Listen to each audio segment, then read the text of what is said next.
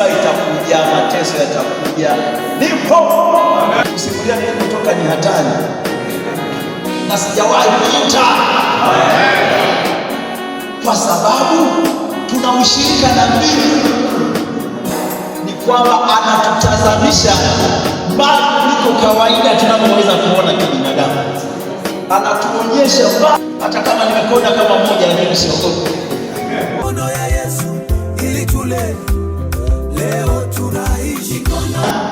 Tunafanya huduma nyingi kwa sababu tumeachiliwa tukiwa na mamlaka. Amen. Na hili neno alikuja kulithibitisha Yesu wakati anawapa kamisheni wanafunzi wale, anapowatuma akasema, sasa ninawatuma enendeni ulimwenguni mote. Kwanza alianza kusema nimepewa mamlaka yote mbinguni na duniani.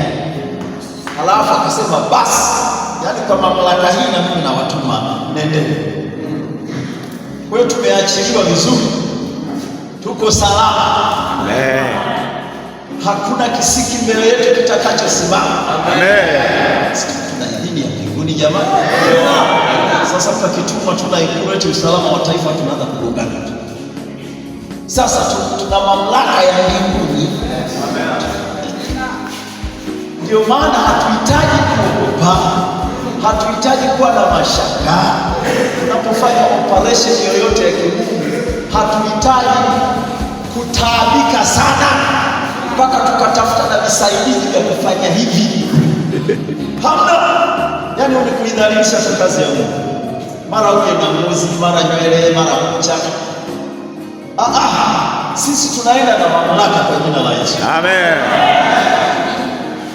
Kwa hiyo nakutia moyo jioni ya leo, unapokwenda kuomba, nataka kuendelea, yaani usione kizingiti mbele yako.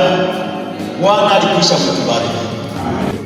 Kwa hiyo tunafanya haya mambo si kwa nguvu zetu, wala kwa uwezo, wala kwa uzoefu, wala kwa ujanja, ila ni kwa nguvu ya Mungu. Amen.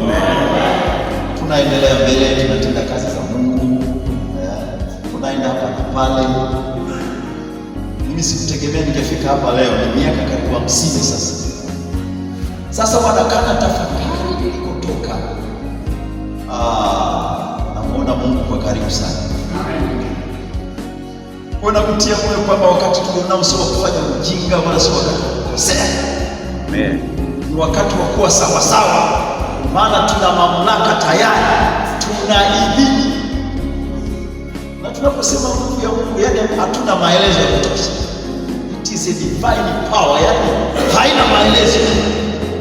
Sisi tuipokee tu hivyo. Ndio inatupusha kwenye milima na mabonde. Nyakati za uchungu tunapita, tunasonga mbele. Yes. Basi kukuta nimepiga suti na mai mzunguni hata 600. Lakini niko vizuri.